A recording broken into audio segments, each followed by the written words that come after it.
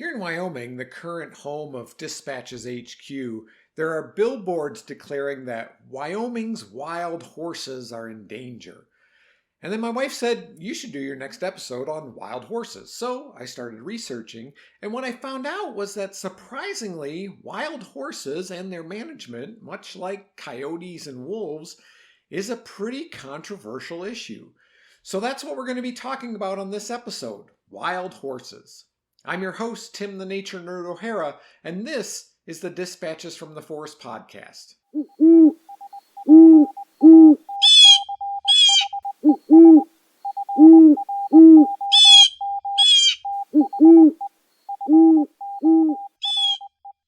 So, first of all, if you want to get technical, and I do, there are no wild horses in North America, at least not anymore. So let's get into some horse history. Horses did originate in North America about 55 million years ago. By the end of the late Pleistocene, about 11,000 years ago, there were two lineages of horses in North America. The stout-legged horses, which are closely related to modern horses, and the stilt-legged horses, which don't have any modern relatives. That's because the end of the late Pleistocene also was the end of the last glacial period and pretty much the end of horses in North America. The stilt-legged horses went extinct, and the stout-legged horses were extirpated from North America, most likely by a combination of changing climate and newly arrived hungry humans hunting them for food. So it's estimated that truly wild horses were absent from North America for about 7,000 years or so before Christopher Columbus even made his infamous voyage. What we do have in North America are feral horses, commonly known as Mustangs. The difference is that, quote, wild, unquote, horses here in North America are descended from domesticated horses that escaped or were released into the wild long ago. And this fact actually fuels some of the controversy surrounding these animals, which I'll get into in a little bit. Now, Columbus brought domestic horses from Spain to the West Indies on his second voyage in 1493. They were brought to the mainland by Cortez in 1519, and by 1525, he had enough to create a nucleus of horse breeding in Mexico. In what is now the American Southwest, horse breeding began in 1598, when a fellow named Juan de Oñate founded the Spanish province of Santa Fe de Nuevo Mexico, which would eventually become part of the states of Texas and New Mexico. Starting with 75 horses from his original expedition, Oñate expanded his herd to 800, and from there the horse population increased rapidly. Now, Spanish laws prohibited Native Americans from riding horses, but the colonists used indigenous people as servants, and they learned horse handling skills. Many horses were lost by the Spanish colonists because, well, they didn't keep them in fenced enclosures, so they just wandered off where they were captured by native people. Colonists also traded horses to Native Americans for food or other items. Now, initially these horses were probably eaten, but as individuals with horse handling skills fled Spanish control, sometimes along with trained horses, the Native American people readily integrated the horse into their culture. They quickly adopted the horse as a primary means of transportation, and horses replaced dogs as pack animals. This integration changed indigenous cultures in terms of warfare, trade, and even diet. The ability to run down bison allowed some tribes to abandon agriculture for hunting from horseback. By 1659, Spanish settlements were being raided by native tribes for horses, and in the 1660s, some tribes were trading human captives for horses. The Pueblo Revolt of 1680 resulted in large numbers of horses coming into the hands of native people, the largest one-time influx in history. And from there, the Pueblo traded horses to other tribes, and horses spread across the continent. Now, nobody really knows how many Mustangs once roamed North America. The best estimates are that the population peaked between the late 1700s and early to mid-1800s at anywhere between 2 and 5 million. In the early 1900s, thousands were rounded up for use in the Spanish-American War and World War I. By 1920, a guy named Bob Brislon, who worked as a packer for the US government, recognized that the original Mustangs were disappearing, and he started the effort to preserve them, ultimately establishing the Spanish Mustang Registry. By 1930, the vast majority of free-roaming horses were found west of the Continental Divide, confined to public lands managed by the General Land Office, with an estimated population between 50,000 and 150,000. The Taylor Grazing Act of 1934 established the United States Grazing Service, which was tasked with managing livestock grazing on public land. In 1946, the General Land Office and the Grazing Service combined to become the Bureau of Land Management. The BLM and the Forest Service were both committed to removing feral horses from the lands they administered. By the 1950s, the Mustang population was estimated to be just 25,000. But in 1959, Mustangs gained some protection with the first free-roaming horse protection laws. These laws prohibited the use of motor vehicles, which included aircraft, in the hunting and capture of feral horses and burros. It also prohibited the practice of poisoning water holes, which was not uncommon and, yes, as horrible a practice as it sounds. Mustangs gained further protection with the passage of the Wild and Free-Roaming Horses and Burros Act of 1971. This law provided for protection of certain previously established herds of horses and burros. It mandated the BLM to oversee the protection and management of free-roaming herds on its lands and gave the U.S. Forest Service similar authority on national forest lands. A census completed in conjunction with the passage of this act found that there were approximately 17,300 Mustangs, plus an additional 6,000 wild burros on BLM-administered land, and just over 2,000 more Mustangs on national forest land. Okay, fast forward to today, where do we stand? The BLM has established what they call herd management areas, or HMAs, which are the places where Mustangs will be sustained as free-roaming populations. More than half of the free-roaming Mustangs in North America are in Nevada, which features them on its state quarter, with other significant populations in California, Oregon, Utah, Montana, and Wyoming. Now, the BLM has determined that the appropriate number of free-roaming Mustangs across all the HMAs is somewhere around 26,700. Now, this presents a problem because as of 2019, there was an estimated 88,000 Mustangs. Now, I'm no mathematician, but 88,000 is a lot more than 26,700. And at least 5 years ago, another 45,000 were in holding facilities. So let's explore some of the controversies that surround Mustangs. First of all, due in part to the prehistory of horses in North America, there's controversy about the role Mustangs have in the ecosystem and the impact they have on the environment.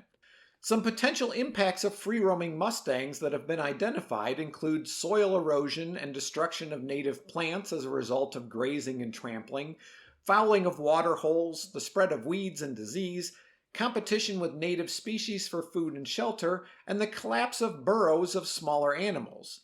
But I think really what this controversy boils down to is Mustangs versus livestock.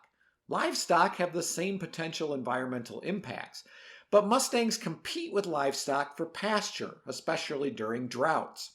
So it's a matter of priority in the use of public lands, particularly in relation to livestock. Mustang supporters advocate for the BLM to rank Mustangs higher in priority than it currently does. They argue that too little forage is allocated to Mustangs relative to cattle and sheep.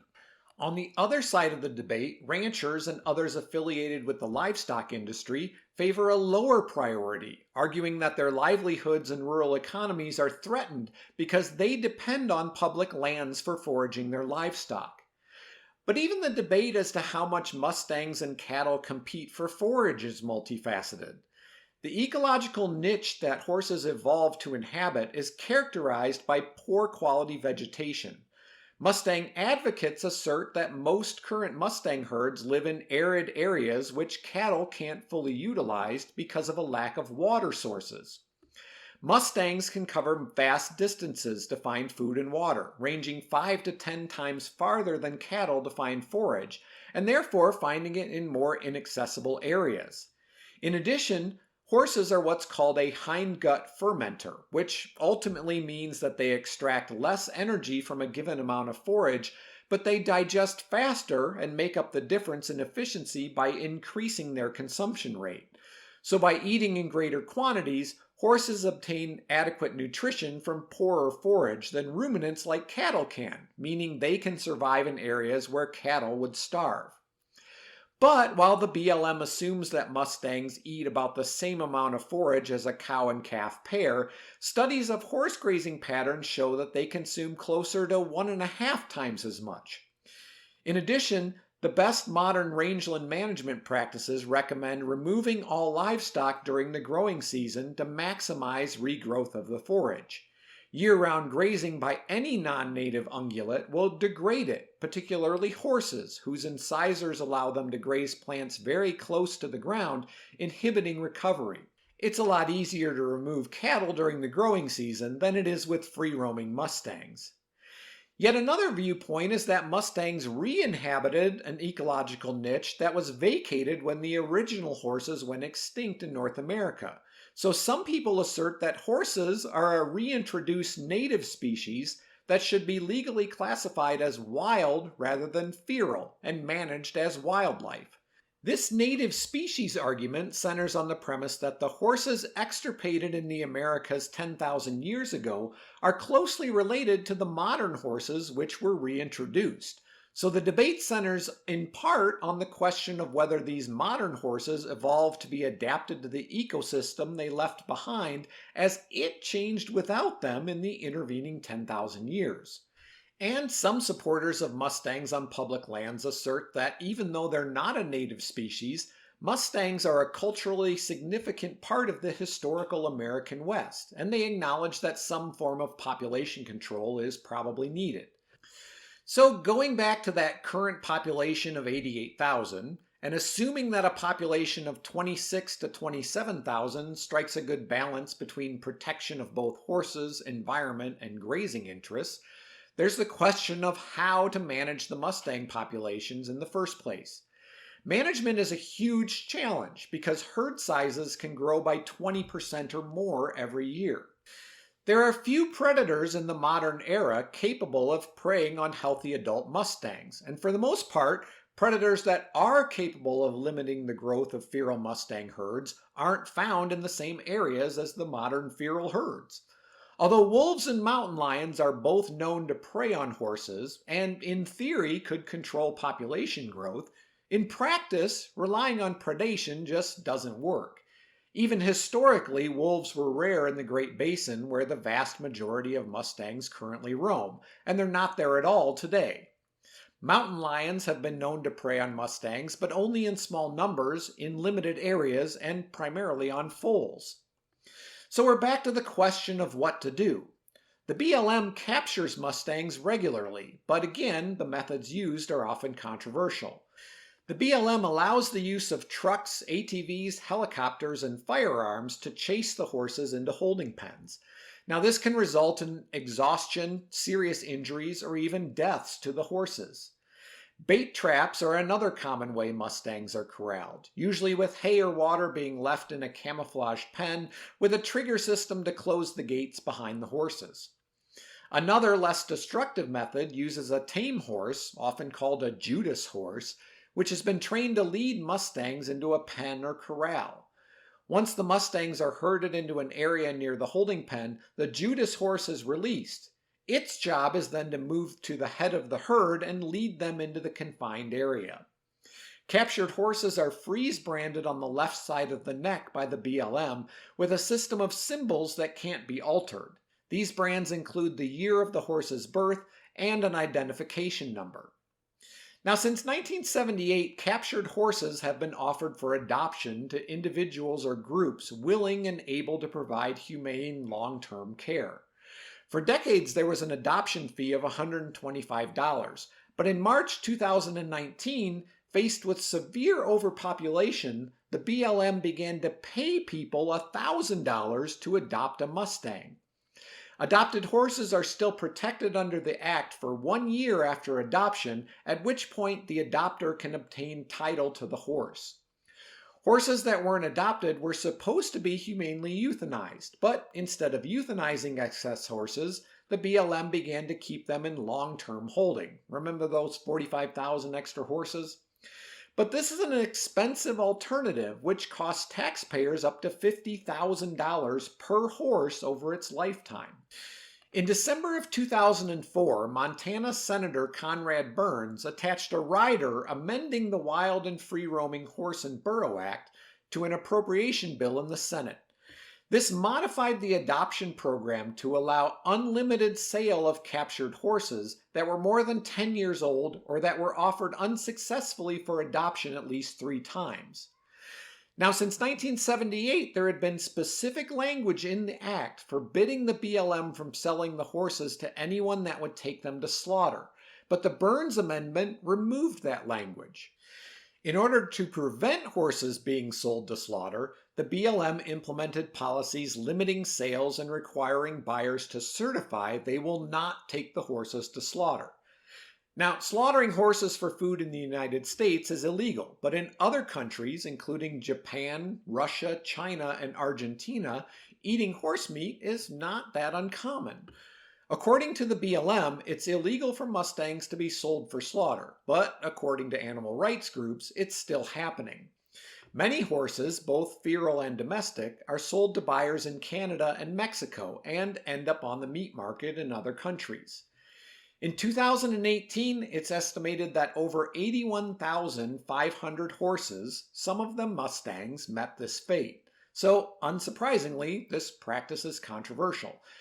You know, Americans balk at the idea of eating horse meat because we see horses as pets or companion animals, but there's plenty of animals that we do eat, so I kind of think it's best not to judge too harshly. Something about glass houses and throwing rocks.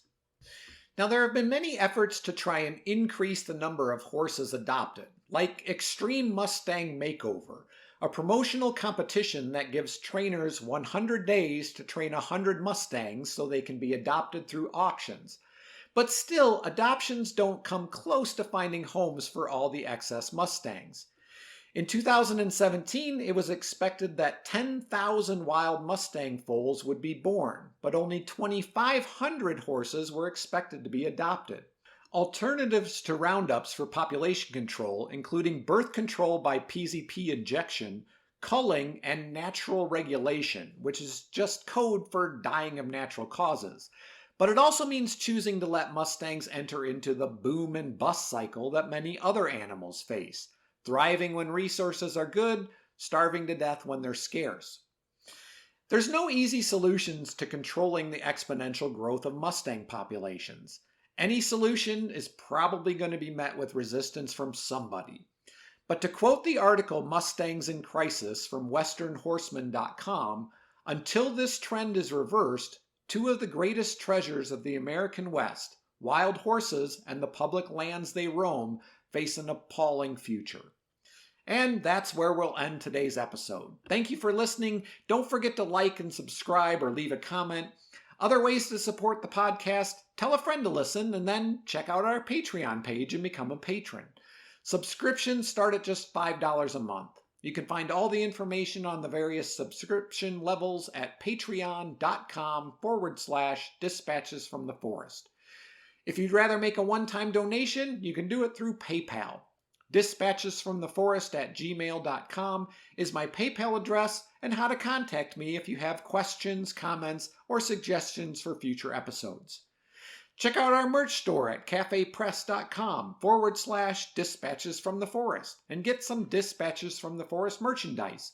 We've got lots of stuff. Put it on your Christmas wish list. For additional content, check out Dispatches from the Forest on Instagram, Facebook, TikTok, and YouTube. I'm your host, Tim the Nature Nerd O'Hara, reminding you to go outside and get dirty.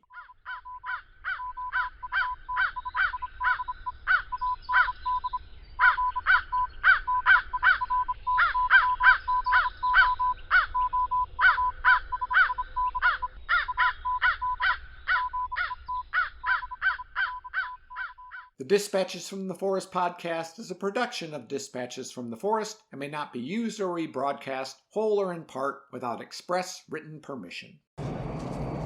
Bill. What?